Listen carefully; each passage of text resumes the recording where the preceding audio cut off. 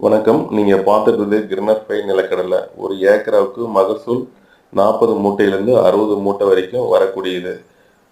ஒரு செடியில குறைஞ்சபட்சம் 50 காயிலிருந்து 250 காய் வரைக்கும் வரக்கூடியது. இந்த ரகம் விதை தேவைன்னா என்னுடைய நம்பருக்கு நீங்க தொடர்பு கொள்ளுங்க.